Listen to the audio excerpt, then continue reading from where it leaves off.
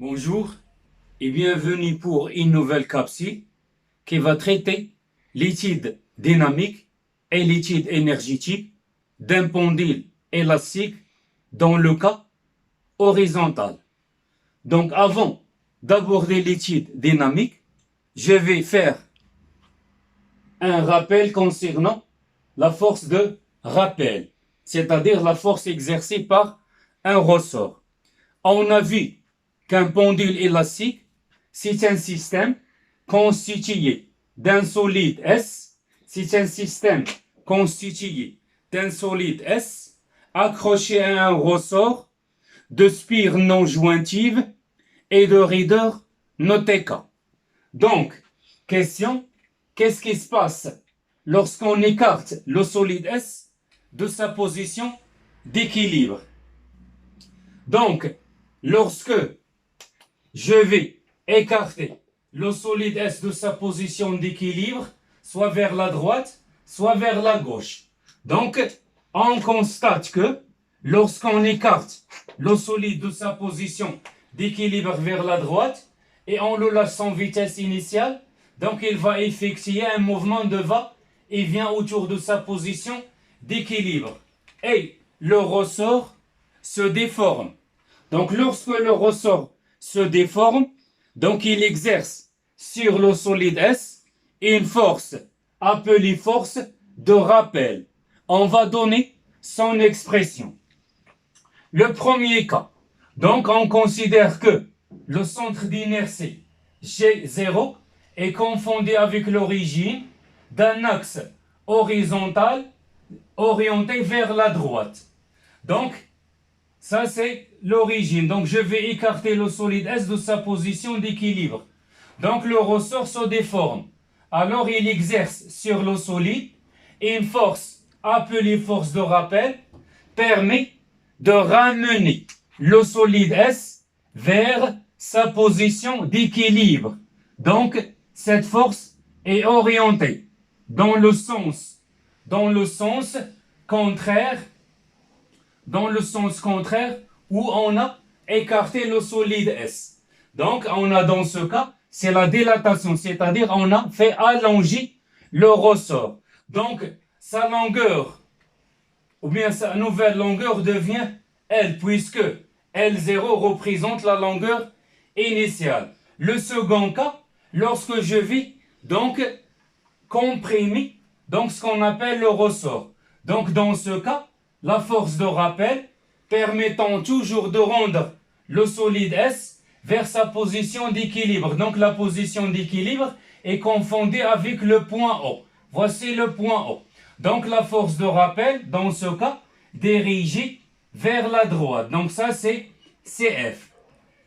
Donc l'expression de cette force, donc la force de rappel, on le symbolise par F, est définie toujours par la relation suivante. Donc K, G0, G.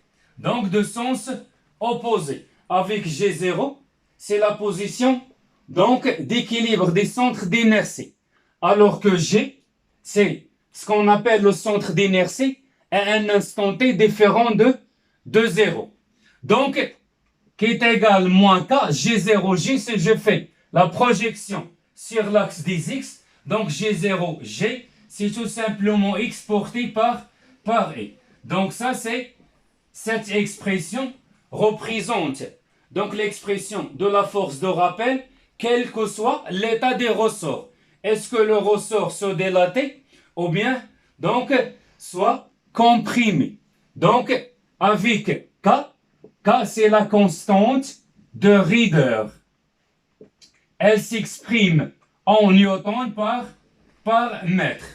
L'intensité de la force de rappel, c'est tout simplement K fois X. Donc ça représente l'intensité. Le point d'application, c'est le point de contact entre le ressort et le solide S. Donc toujours son sens, c'est le sens contraire donc de la force exercée par l'opérateur, c'est-à-dire la force exercée par l'expérimentateur qui va soit donc écarter le solide S vers la droite ou bien vers la gauche. Donc maintenant, après avoir défini la force de rappel, on passe à la seconde partie, c'est 2.1, c'est ce qu'on appelle l'étude dynamique. L'objectif de l'étude dynamique, c'est tout simplement déterminer la nature des mouvements des solides S lorsqu'il est écarté de sa position d'équilibre d'une distance notée par exemple X. Donc le solide va donc écarter entre deux positions, entre une valeur maximale notée X max et une autre valeur minimale notée moins X max. Donc le solide fait un mouvement de va-et-vient entre les deux valeurs extrémales. Voilà, donc l'objectif de cette partie, c'est de trouver l'équation différentielle ainsi que sa solution pour déterminer la nature du mouvement. Donc on considère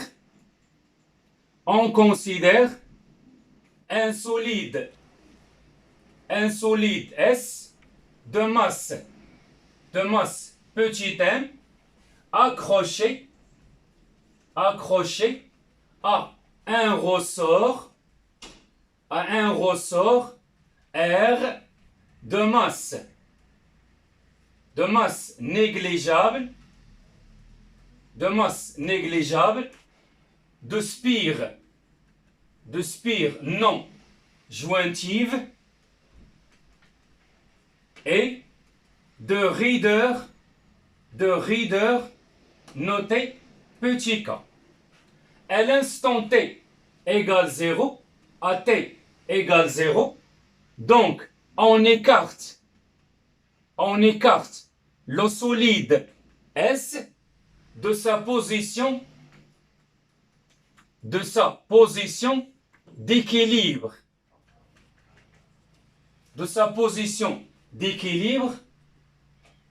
Et on le lâche sans vitesse initiale. Voilà. Donc je vais dessiner le schéma. Donc ici, c'est le support. Donc on suppose que le système, ça c'est le solide S, ça c'est le ressort R. Donc l'ensemble est posé sur un plan horizontal. Donc lorsqu'on écarte le solide S, soit vers la droite ou bien soit vers la gauche, donc d'une grandeur notée X max, vers la droite c'est X max, lorsqu'on écarte le solide vers la gauche c'est moins X max. Le centre d'inertie G est confondu avec l'origine des repères OX, le vecteur unitaire c'est CI. Donc lorsqu'on écarte S de sa position d'équilibre, il va effectuer un mouvement de va-et-vient. Question, trouvons l'équation différentielle vérifiée par ce qu'on appelle, donc lorsqu'on écarte le solide atteint une nouvelle position, ça c'est G0 et ça c'est G. Donc en projetant ici, on trouve quoi? On trouve que l'allongement des ressorts devient, donc c'est tout simplement X. Donc pour trouver l'équation différentielle, il suffit tout simplement d'appliquer donc la deuxième loi de Newton. Voilà. Et pour appliquer la deuxième loi de Newton, il suffit de suivre les étapes vues dans le cours. Donc question, trouvons donc petit a, ou bien directement petit a, l'équation différentielle. L'équation différentielle des mouvements. Voilà. Donc pour trouver l'équation différentielle, on a toujours cette hypothèse donnée dans l'énoncé. C'est que donc le solide S se déplace sur le plan horizontal sans frottement. Donc hypothèse Donc, hypothèse, le solide S se déplace sans frottement. Voilà. Donc, pour trouver l'équation différentielle, on va appliquer tout simplement la deuxième loi de Newton. Donc, pour appliquer la deuxième loi de Newton, donc la première étape, c'est définir le système étudié. Donc, le système étudié, c'est tout simplement le solide S. Ensuite, donc, bilan des forces. Bilan des forces exercées sur S. Donc, pour déterminer le bilan des forces, il s'est fait de déterminer les forces de contact et les forces à distance. Donc, il y a donc ce qu'on appelle la force exercée par le plan horizontal. Donc, cette force notée R, c'est la réaction du plan. La réaction du plan horizontal. Des plans horizontal. Et je vais représenter donc ce vecteur force dans le schéma. Donc le point de contact entre le solide et le plan horizontal, c'est ce point-là. Et puisque le contact s'effectue sans frottement, donc la direction de R, elle est toujours perpendiculaire au plan de contact. Ensuite, il y a la force exercée par le ressort sur le solide S lorsque le ressort se déforme. Lorsqu'on écarte le solide, donc on a écarté le solide vers la droite. Donc, F, c'est la force de rappel. Force de rappel. C'est ce qu'on appelle aussi la tension des ressorts. Tension des ressorts. On le symbolise soit par grand F, soit par grand T. Mais il faut faire attention, c'est que la force de rappel s'oppose toujours donc au mouvement de l'opérateur. Donc, puisqu'on a écarté le solide S vers la droite, donc la force de rappel, son point d'application, elle est toujours faire à ramener le solide S vers sa position d'équilibre. Donc, ça, c'est le vecteur force noté F. Et la dernière, c'est CP. C'est le poids des corps S. Voilà. Donc, le poids, son point d'application, c'est le centre de gravité. Elle est toujours donc verticale et dirigée vers le bas. Et voici P. Ensuite, troisième étape, c'est le référentiel d'étude. Donc, référentiel terrestre, le référentiel terrestre lié au repère OE. Donc, c'est un référentiel, c'est posé galiléen. Donc, c'est posé galiléen. Voilà. Ensuite, quatrième étape, c'est la deuxième loi de Newton. La deuxième loi de Newton nous a dit que dans un référentiel galiléen, la somme des forces extérieures exercées sur le solide est égale au produit de la masse des solides étudiés multiplié par l'accélération des centres d'inertie. Et puisque les trois forces ici sont P, donc R plus F égale MA. Et la dernière étape, c'est l'étape de projection. Projection, cette relation vectorielle sur l'axe des X. Voilà. Donc, on projette sur l'axe des X. Donc, pour P. Donc, le poids est perpendiculaire à l'axe des abscisses. Donc, ICPX plus RX plus FX égale MAX. Lorsqu'on projette, donc PX, c'est la projection d'P sur l'axe des X. Et puisque P est perpendiculaire à X, donc sa projection c'est égal à 0. La même chose, le vecteur R, elle est perpendiculaire à l'axe des abscisses. Donc sa projection c'est aussi 0. F et X. Donc F et X sont parallèles, mais de sens opposé. Donc c'est moins F, qui est égal à MAX.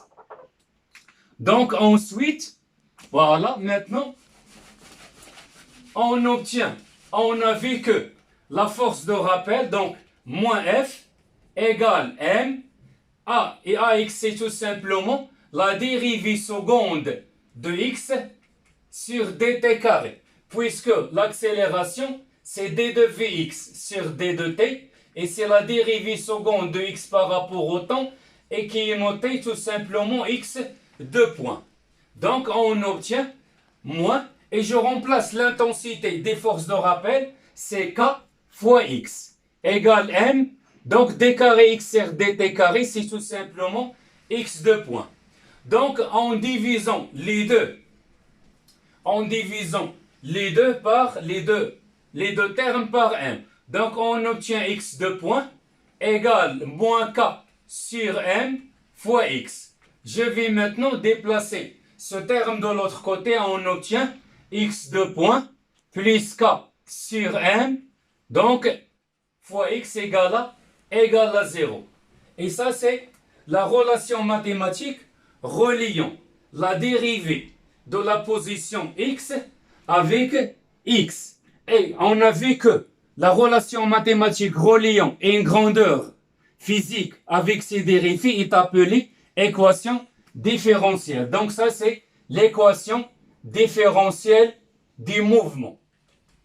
Donc, relié donc pour la grandeur x, c'est-à-dire la position des centres d'inertie. Maintenant, on va chercher la solution de cette équation différentielle. Donc, vu avec l'électricité, on a vu dans l'électricité et surtout au dipôle LC.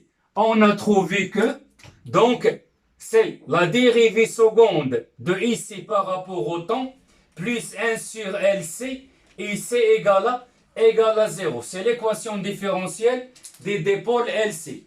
Donc, sa solution est dans la forme IC de T égale I max cosinus de P sur T0 fois T plus phi. Donc, il suffit de faire l'analogie avec l'électricité pour déterminer la solution. Donc, ça, c'est petit b. Donc, maintenant, petit b, on va trouver la solution de cette équation différentielle. Voilà. Donc, cette méthode à refaire pour la maîtriser. Donc, c'est facile. Maintenant, petit b. On passe à la solution. Donc, la solution de l'équation différentielle. De l'équation différentielle du mouvement. Voilà. Donc, la solution de l'équation différentielle, on a x 2 points plus k sur m x égale à 0. Donc, sa solution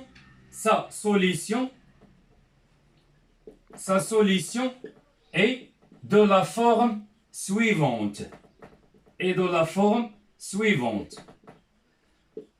C'est tout simplement x de t égale x max cosinus de p sur t0 fois t plus phi.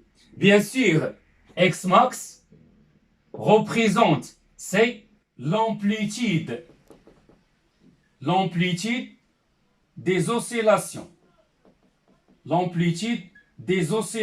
Ou bien tout simplement, c'est la valeur maximale ou la valeur maximale de x. Elle s'exprime en mètres. C'est une distance. T0, donc c'est la période propre des oscillations. Et phi, c'est ce qu'on appelle la phase à l'origine. C'est-à-dire à l'instant t égale à 0. Elle représente un angle, donc elle s'exprime en radians. Et 2p sur t0 fois t plus phi, c'est la phase à l'instant t. Donc, puisque c'est une fonction sinusoïdale, donc, on peut représenter la forme, donc, la solution Donc, sa courbe est de la forme suivante, x en fonction des temps. Voilà. Donc, 0, donc ici, cette valeur, c'est x max. Ça, c'est x max. Et, donc, la durée séparant deux valeurs maximales était 0. Donc, on peut déduire que la nature du mouvement, donc, le mouvement de S est un mouvement rectiligne, sinusoïdal et périodique de période T0. Maintenant, on va chercher l'expression des périodes T0, c'est-à-dire la période propre. Donc avant de passer à l'expression, en donnant par exemple à l'examen la courbe suivante. Donc cette courbe représente l'accélération en fonction de x. L'accélération A, c'est x de point. Donc c'est une droite passant par l'origine. Et la question demandée, par exemple, c'est chercher soit m ou bien par exemple k. Donc la question utilisée ici, son objectif c'est savoir utiliser l'équation différentielle pour déterminer donc une grandeur qui caractérise soit le ressort, soit le solide S. Donc cette équation, cette courbe est une droite. Donc elle passe par l'origine. Donc c'est une fonction linéaire. Donc d'après les expressions vues en maths concernant la fonction linéaire, une fonction linéaire est toujours s'écrit de la forme suivante, y égale a fois x. Y ici, c'est l'accélération, donc x de point, égale a noté alpha, donc ici alpha, fois bien sûr quoi? Fois x. Donc qu'est-ce qu'elle représente alpha? Alpha, c'est le coefficient directeur. Donc alpha est déterminé graphiquement. Donc pour déterminer alpha, il suffit de prendre un point, par exemple ce point, appartenant à la droite, et je fais la projection sur l'axe des ordonnées et la projection sur l'axe des abscisses. Donc on trouve c'est x de point au point B sur x de point B. Ça c'est le point B. Ça c'est x de point et ça c'est x. Donc je fais le rapport, on trouve alpha. Et puisque l'équation différentielle s'écrit de la forme x de point plus k sur m fois x égale à 0, donc je vais écrire cette forme sur la forme suivante. Donc on obtient x de point égale moins k sur m fois x. Et je fais l'analogie de cette équation avec celle-là. Donc par identification, donc vous avez x de point, vous avez x. Donc par identification, alpha égale moins k sur m. Alpha est déterminé graphiquement si je connais m. Donc on peut déterminer k. Si je connais k, donc on peut déterminer m. Donc selon les données de l'exercice. Bien sûr, puisque ça, alpha c'est une valeur négative, puisque la fonction est décroissante. Donc lorsqu'on cherche alpha, on va trouver ici c'est une valeur négative. Maintenant on passe. Donc on passe petit c. Donc petit c concernant ce qu'on appelle l'expression de T0, c'est-à-dire la période propre. Donc il suffit d'utiliser les méthodes vues dans l'électricité. Donc on a quoi? On a tout simplement x de point plus k sur m fois x égale à 0 et x de t, c'est x max cosinus de p sur t0 fois t plus phi. Donc pour déterminer t0, il suffit de remplacer Donc, la solution de l'équation différentielle dans l'équation différentielle. Donc, je vais dériver la fonction x point deux fois. Donc, x point, c'est la dérivée de x par rapport au temps. Et ça ne représente que la vitesse. Donc, je vais dériver cette fonction. Donc, vous avez vu en maths que la dérivée de cosinus de ax plus b. Donc, on dérive ici par rapport au temps. Donc, ça, c'est a de t. Donc, on dérive par rapport au temps. Donc, on obtient quoi? Donc, c'est une fonction composée. Donc, vous avez vu que la dérivée de la fonction cos, c'est moins sinus. Et je garde tout ça, c'est at plus b, fois la dérivée de at plus b. Et at plus b s'écrit sous la forme ax plus b. Et la dérivée de ax plus b, c'est tout simplement a. Donc, c'est moins a sinus de at plus b. La même chose.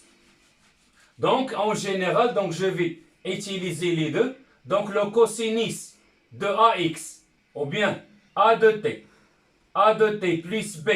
Donc, sa dérivée, c'est moins a sinus de a fois t plus b. La même chose pour la fonction sinus. Sinus a de t plus b.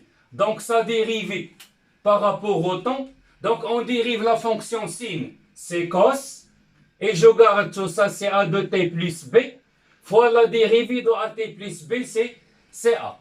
Donc, x max, c'est une constante. Elle sort de la dérivée. Donc, on obtient quoi? Moins, puisque la fonction cos, sa dérivée, c'est moins sin. Donc, x max.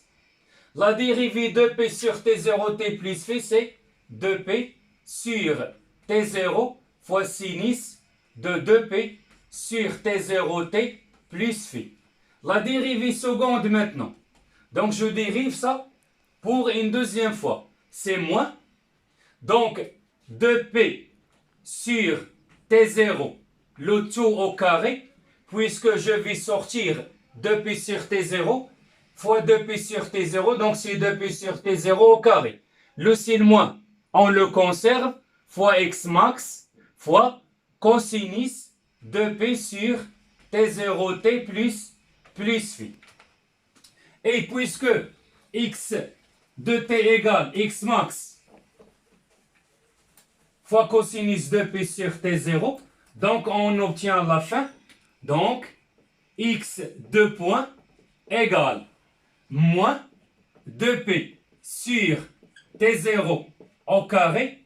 Et je vais remplacer tout ça. Donc, x max fois cos, donc x max fois cos n'est que x de t. Donc, c'est x de t. Je déplace tout ça de l'autre côté, on obtient x de point plus 2p sur t0 au carré fois x égale à 0. En identifiant cette équation avec l'équation différentielle, donc par identification, avec x de point plus k sur m fois x égale à 0, donc on obtient x de point, xx, donc on obtient 2p sur t0 au carré égale k sur m. Donc finalement on trouve 2p sur t0 au carré égale racine de k sur m. On cherche quoi? On cherche t0. Donc je vais inverser l'écriture. Donc t0 c'est 2p racine de m sur k. Donc à retenir par cœur la démonstration. Maintenant, pour chercher t0, revenons tout simplement à l'équation différentielle.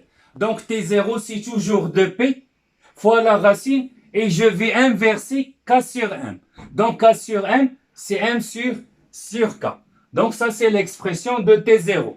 Maintenant on peut utiliser une analyse dimensionnelle pour trouver la dimension de t. Donc l'analyse, on cherche l'analyse dimensionnelle. L'analyse dimensionnelle. Voilà, donc la dimension de t0, égale 2pi, c'est une constante, donc sa dimension, c'est 1.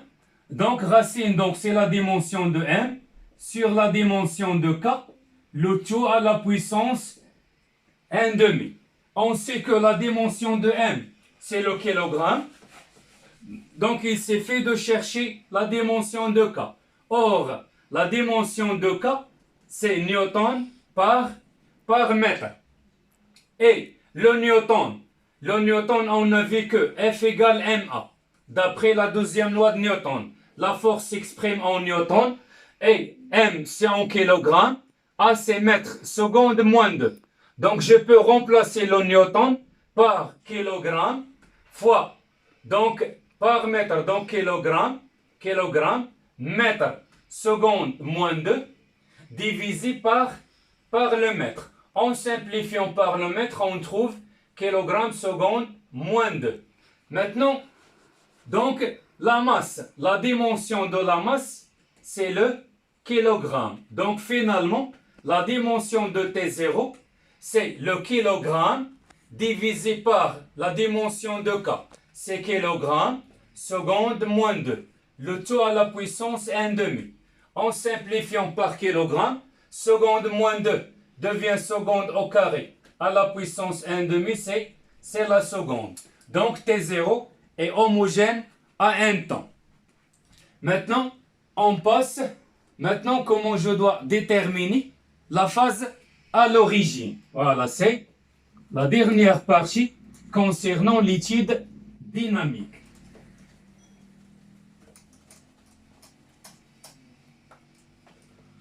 Voilà, maintenant cherchons donc ces petits d.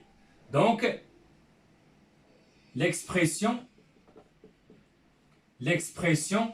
de phi et x max. Donc, pour déterminer la phase à l'origine et x max, on utilise toujours les conditions initiales. Donc, pour trouver, donc tout ce calcul, on avait donc l'électricité. Pour trouver phi et x max, on utilise les conditions initiales. Donc, qu'est-ce qu'on a? On a x de t égale x max cosinus de p sur t0 fois t plus phi. Maintenant, à t égale 0. Donc, je vais remplacer t par 0. Donc, x de 0 égale x max cosinus de phi. Donc, cosinus de phi, c'est x de 0 sur x max. Maintenant, il y a donc plusieurs cas utilisés. Par exemple, on prend le premier cas. Voici les conditions initiales. Donc, x en fonction des temps. Donc, à l'instant t égale 0, voici la courbe. Voilà. Donc, à t égale 0, donc x de 0, c'est la valeur maximale. Donc, c'est x max. Donc, finalement, cosinus de phi égale x de 0, c'est x max, divisé par x max, c'est 1. Dans ce cas, phi égale à 0. Je prends le second cas. Le second cas où, donc, la courbe commence d'une valeur minimale. Ça, c'est x. Ça, c'est l'axe des temps. Et ça, c'est moins x max. Donc, x de 0, c'est moins x max. Donc, finalement, cosinus de phi égale x de 0, c'est moins x max. Moins x max sur x max. Donc, moins x max sur x max, c'est moins 1. Et la fonction où phi égale à moins 1, cosinus de phi égale à moins 1, donc c'est phi égale à p. Maintenant, il reste le troisième cas, lorsqu'on a troisième cas. Donc ça c'est x, ça c'est t. Le troisième, donc ça c'est le premier cas. Le second cas. Et la troisième cas, lorsque la courbe commence à l'instant t égale 0 de l'origine. Ça c'est 0. Donc x de 0 égale dans ce cas égale à 0. Donc, cosinus de phi égale 0 sur x max, c'est 0. Donc cosinus de phi égale à 0 signifie que phi égale soit plus p sur 2 ou bien moins p sur 2. Maintenant, la question qui s'oppose, est-ce que je prends phi égale p sur 2 ou bien phi égale moins p sur 2? Donc, il suffit dans ce cas d'avoir à l'instant t égale 0, la courbe commence ici. Donc, je prends cette droite, c'est la tangente. Donc, la tangente à l'instant t égale à 0. La tangente, elle est croissante. Donc, à t égale 0, la tangente de x en fonction de t est croissante. La tangente est croissante. C'est-à-dire, donc d de x sur d de t à l'instant t égale à 0 est positive. Donc, représente, puisque la tangente est représentée graphiquement par le coefficient directeur. Donc, vous la vivez en maths. Donc, dx sur dt égale à 0. Donc, maintenant, il faut dériver la fonction x et je prends à l'instant t égale à 0. Et quand est-ce que cette fonction est positive? Donc, qu'est-ce qu'on a? On a x de t. C'est x max cosinus de p sur t0t plus phi. Je dérive cette fonction. Donc, la dérivée de la fonction cos, c'est 2p sur t0 x max sinus de p sur t0 fois t plus phi. Maintenant, à l'instant t égale à 0, d de t sur t égale 0 égale. Donc, c'est moins 2p sur t0 x max sinus de phi.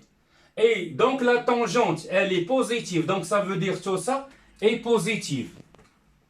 Donc, je vais déterminer à quelle valeur de phi, donc, cette grandeur est positive. Donc, moins 2p sur t0 x max sinus de phi est positive d'après cette condition. Implique, on sait que ce terme, c'est toujours une grandeur positive. Donc, implique moins sinus de phi est positive, puisque ça est positif. Implique le moins, ça veut dire le sinus de phi doit être négatif. Donc, pour phi égale pi sur 2, sinus de phi, c'est-à-dire sinus de pi sur 2 qui est égal à 1, elle est positive.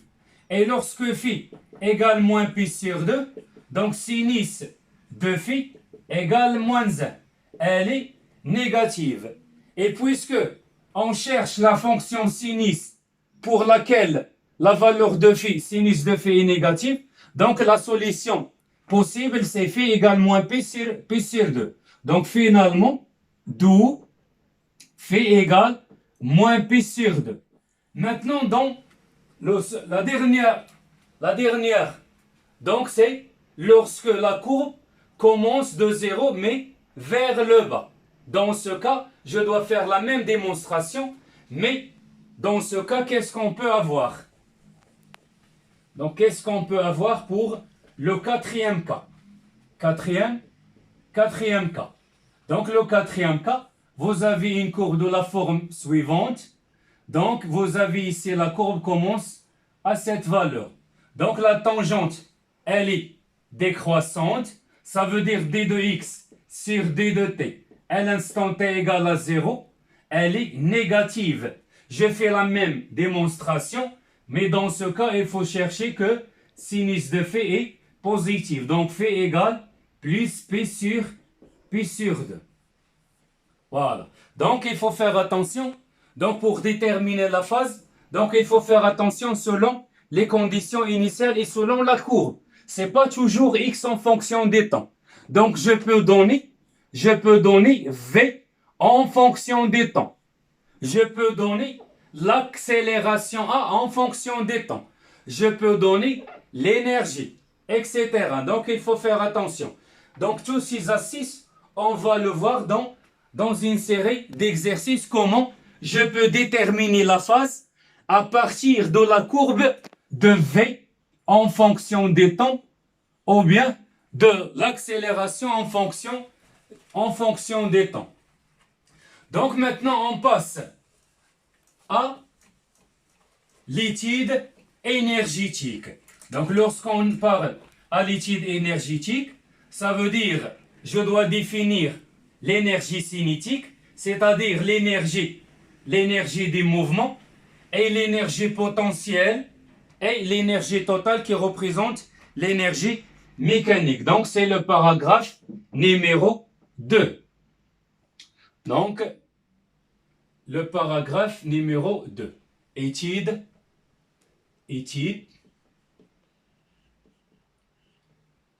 dynamique. Maintenant, étude énergétique. Une étude énergétique, bien sûr, des systèmes solides plus le ressort. Donc, le solide plus le ressort représente ce qu'on appelle donc le pendule élastique. Voilà, donc, l'énergie cinétique des systèmes des pendules élastiques.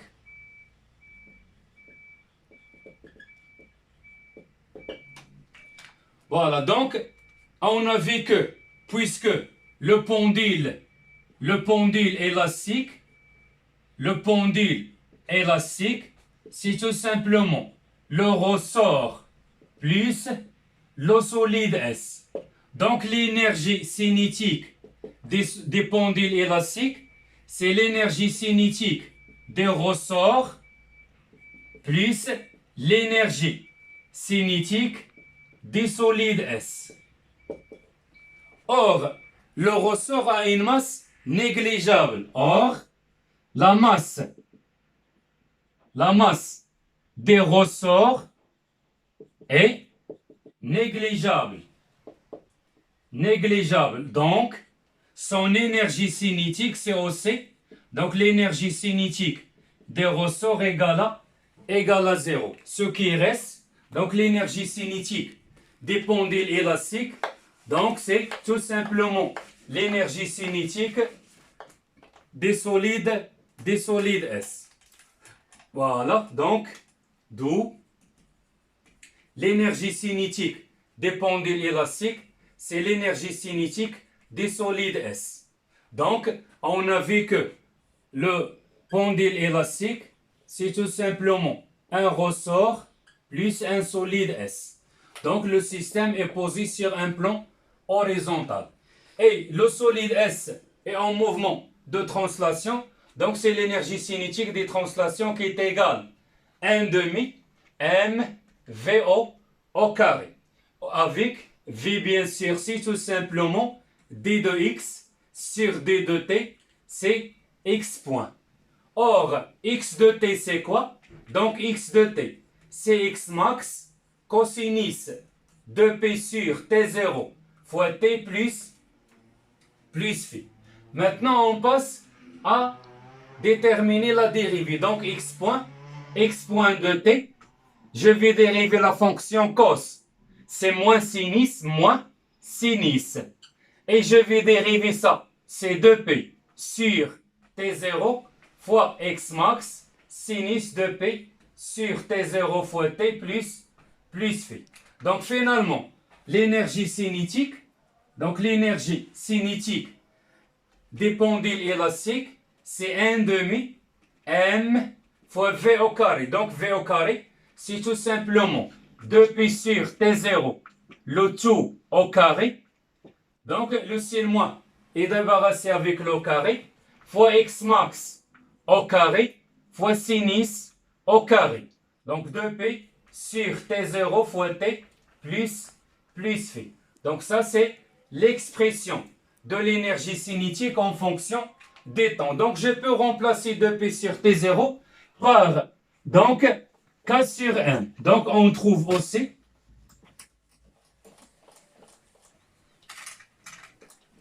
donc on obtient la fin.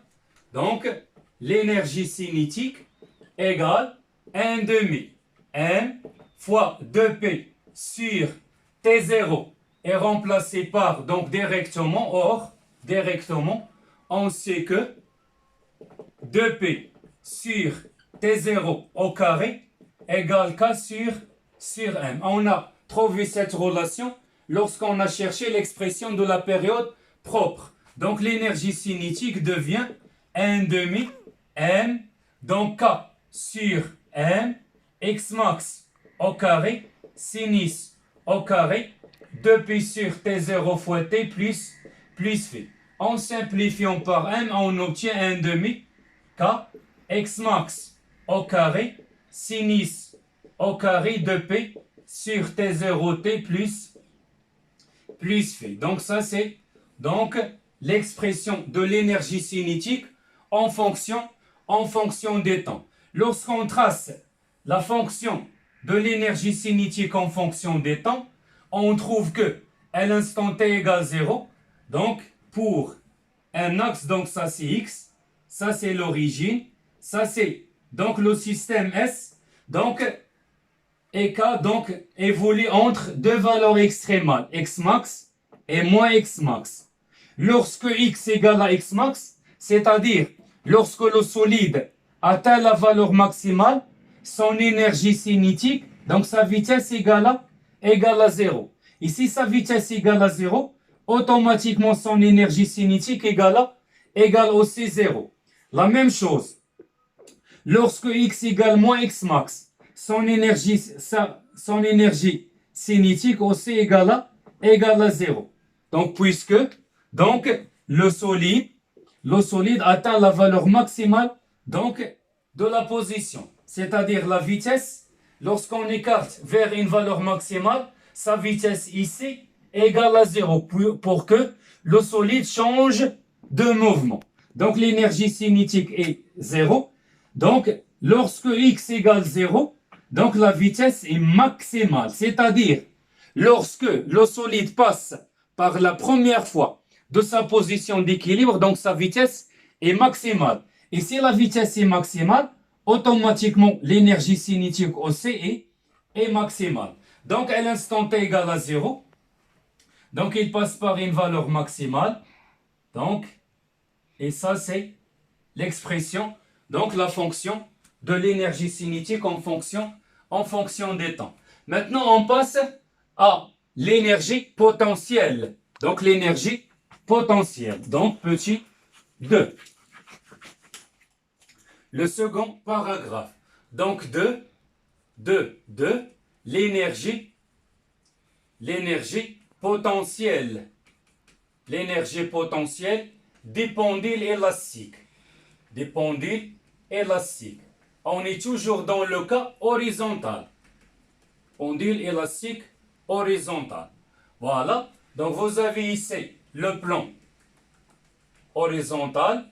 Ça c'est donc le ressort accroché au solide S. Ça c'est donc le centre d'inertie. Voilà. Confondu avec une origine d'un axe orienté vers la droite. Donc la même chose. L'énergie potentielle des pendules, c'est l'énergie potentielle des ressorts plus l'énergie potentielle des solides S. Donc l'énergie potentielle des ressorts, c'est une énergie reliée à la déformation des ressorts. Donc l'énergie de déformation des ressorts est appelée énergie potentielle élastique. On le symbolise par EPE. Donc c'est EPE des ressorts. Et le solide S est posé sur un plan horizontal. Donc l'énergie potentielle, c'est une énergie potentielle de pesanteur. C'est plus EPP de S. Donc avec bien sûr l'énergie potentielle élastique des ressorts, c'est par définition, c'est 1 demi K fois X au carré plus une constante C. Donc C est une constante déterminée par ce qu'on appelle par l'état de référence. Donc on va définir qu'est-ce que ça veut dire un état de référence? Eh bien, tout simplement, vous l'avez vu donc dans l'année précédente que l'état de référence, c'est un état choisi arbitrairement pour lequel l'énergie potentielle égale à zéro. Par exemple, pour le ressort. Donc, quand est-ce que le ressort a une énergie potentielle élastique? Eh bien, tout simplement, lorsque le ressort est déformé. C'est-à-dire, lorsque le ressort n'est pas déformé, donc son énergie potentielle élastique égale à zéro. Donc, l'état de référence,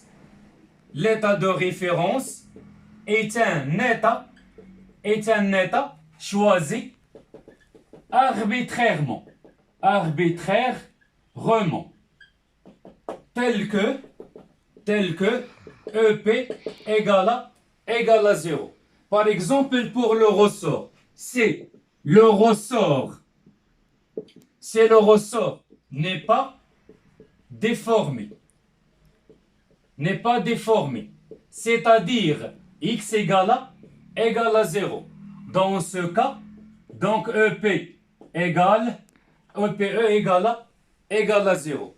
Donc dans l'énoncé, qu'est-ce qu'on donne dans l'exercice? Eh bien tout simplement dans les exercices, en donnant, donc on choisit comme état de référence, le ressort n'est pas déformé. Donc lorsque le ressort n'est pas déformé, cela veut dire que x égale à 0, donc EPE égale à 0.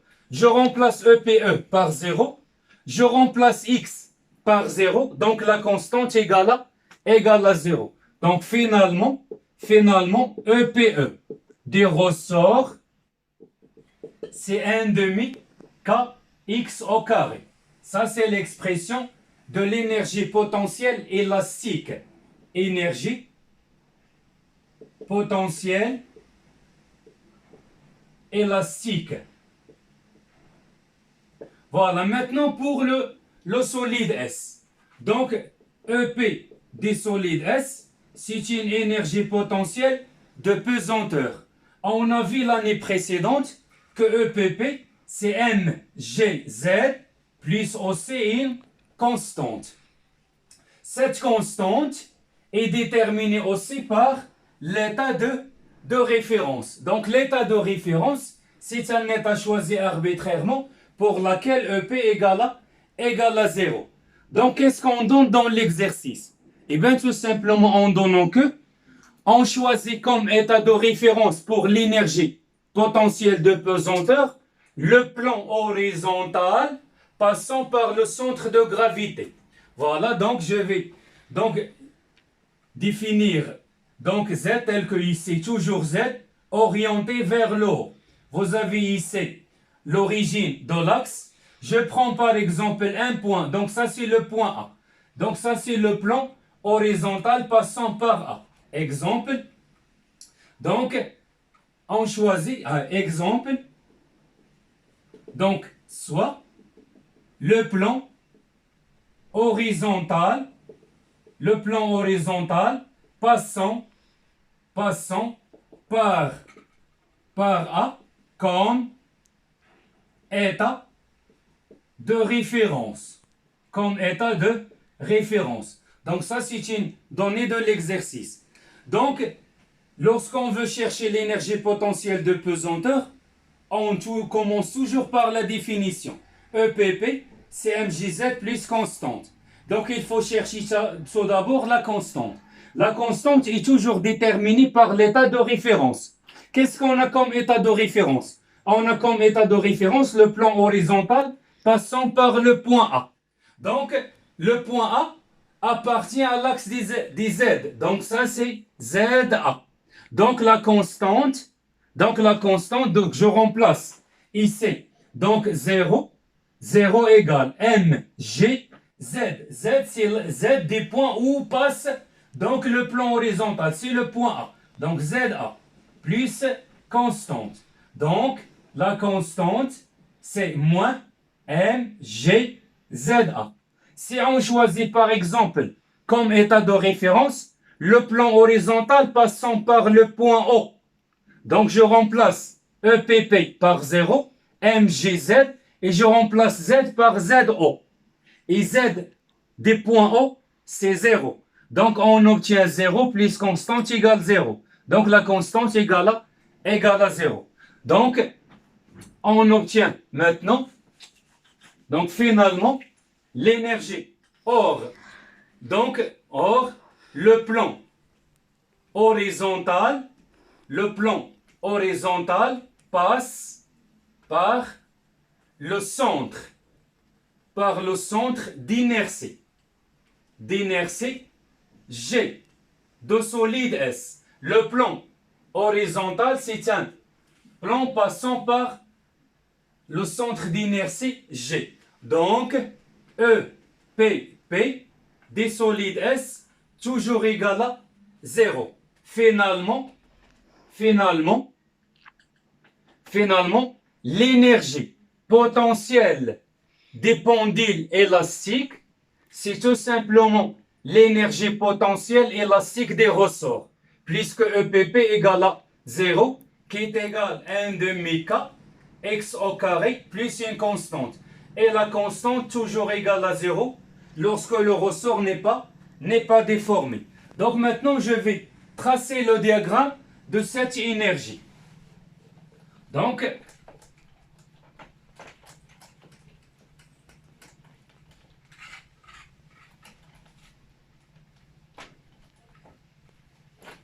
voilà, maintenant, donc le diagramme d'énergie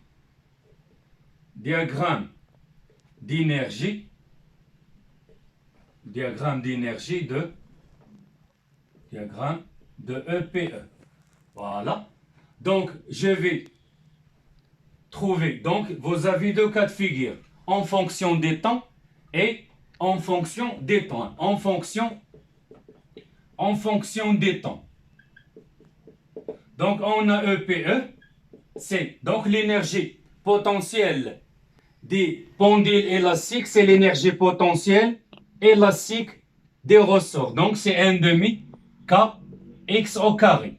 C'est 1 demi K et je vais remplacer x par son expression. Puisque x de t, c'est x max cosinus de p sur t0 plus phi.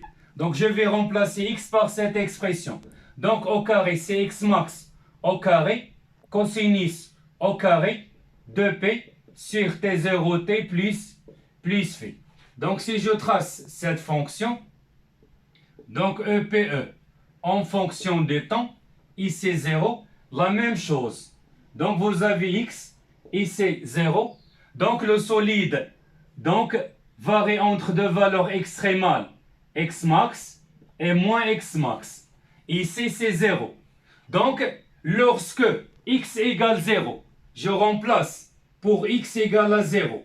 Donc, je remplace ici EPE de 0 égale 1 demi kx 0, c'est 0, donc c'est 0. Donc, elle passe par l'origine.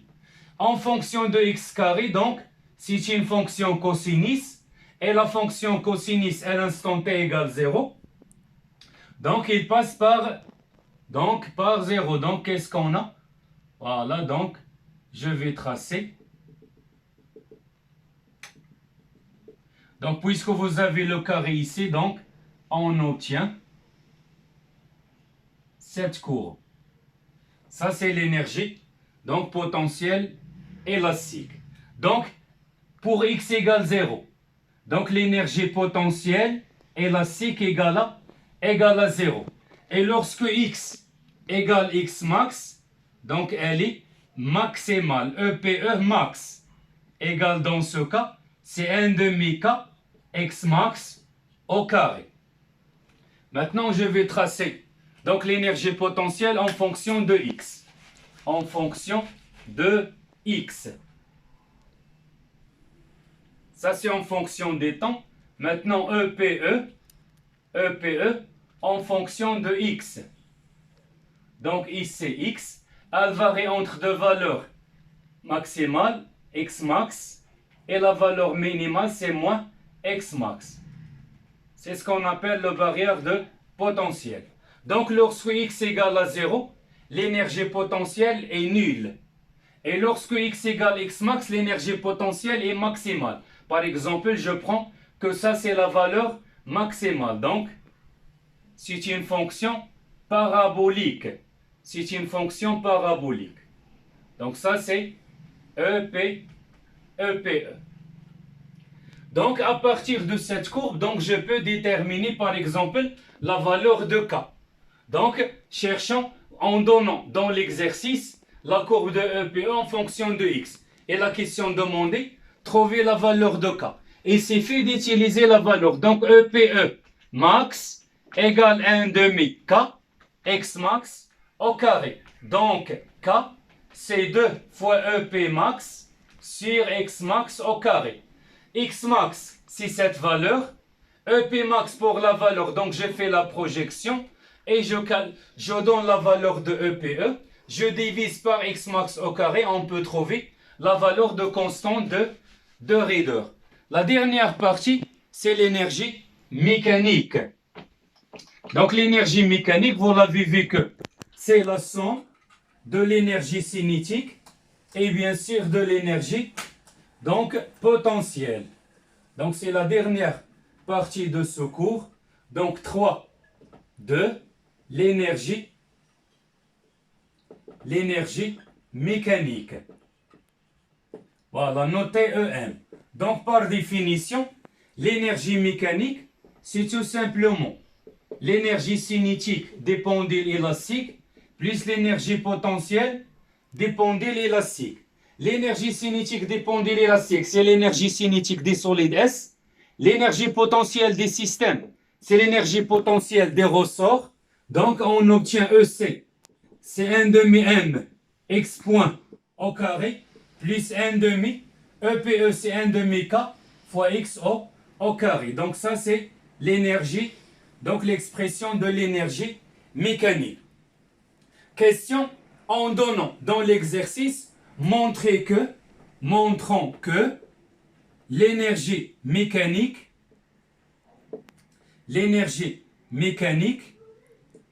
est conservative.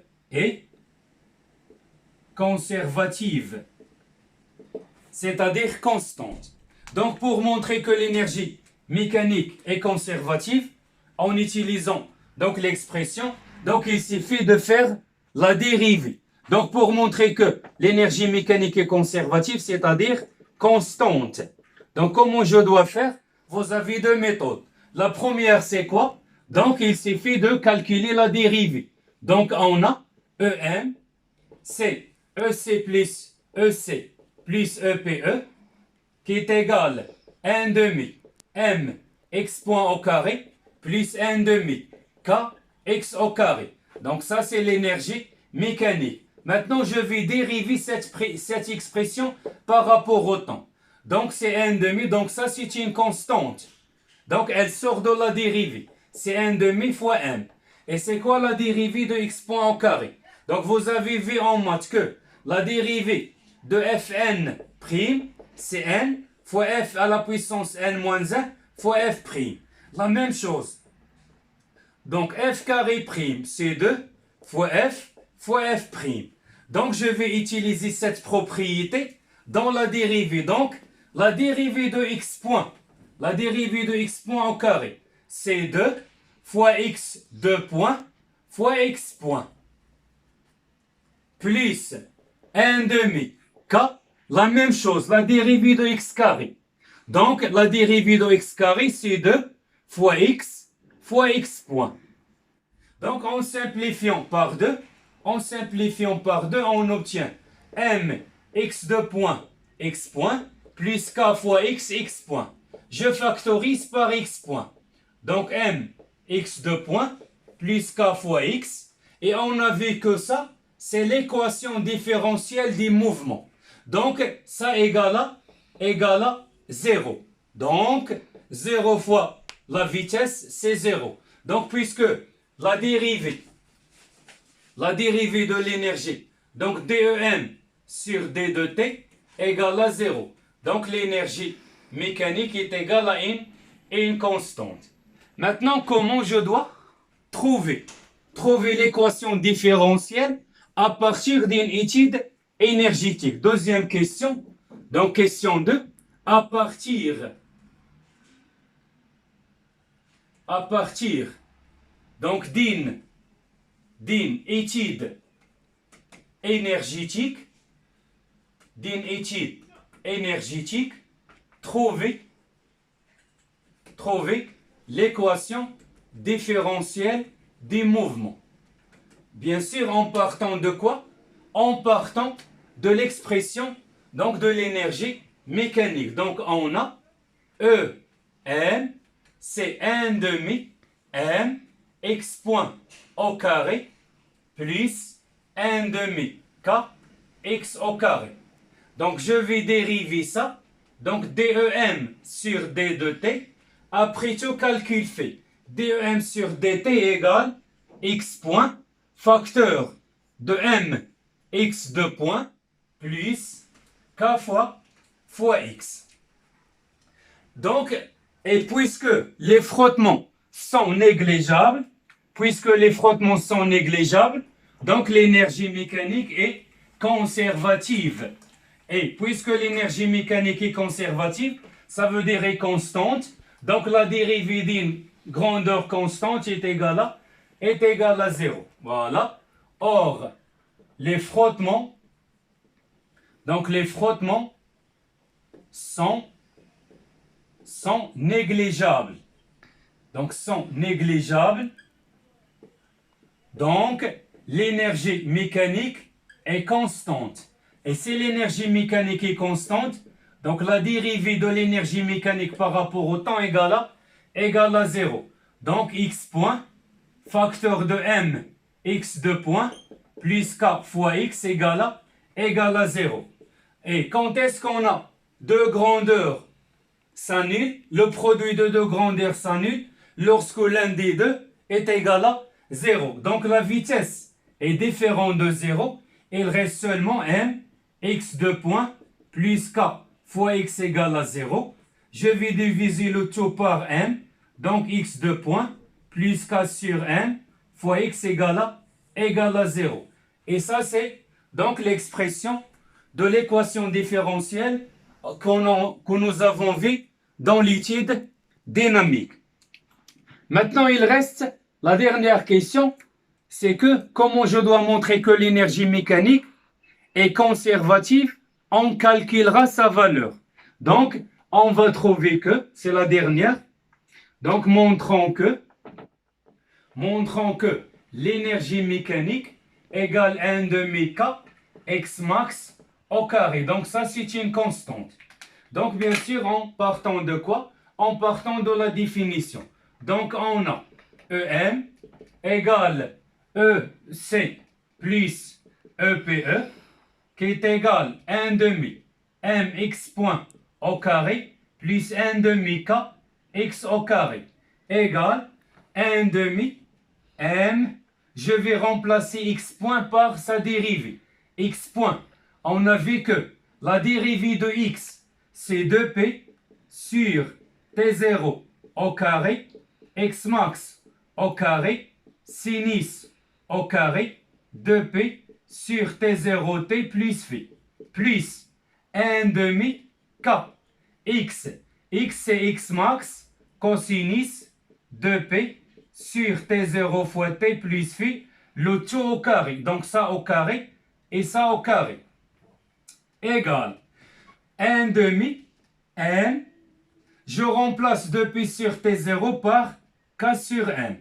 On a vu que 2pi sur t0 au carré égale k sur m. Fois x max au carré fois sinus au carré. Je prends tout ça, c'est alpha. Donc 2 alpha plus 1 demi k x max au carré cosinus au carré de alpha. Puisque ça c'est OC, c'est alpha. Donc en simplifiant par m, on obtient à la fin quoi? Donc on obtient l'expression demandée. Voilà, donc égale, donc l'énergie mécanique égale 1 demi k x max au carré sinus au carré de alpha plus 1 demi k x max au carré cosinus au carré alpha. Donc il y a un facteur commun entre les deux, c'est 1/2 K X max au carré, facteur sinus carré alpha plus cosinus carré alpha. Et ça, vous l'avez vu en maths que ce terme est égal à 1. Donc on obtient 1/2 K X max au carré. Donc EM, et cette expression, on a vu que c'est l'énergie potentielle élastique maximale. Et c'est aussi l'énergie cinétique. Donc, lorsque x égale x max, donc c'est l'énergie cinétique. Donc, on obtient l'expression demandée. Et on a terminé l'étude énergétique et l'étude dynamique des pendules élastiques horizontales. Donc, l'étude dynamique des pendules élastiques verticales et inclinées.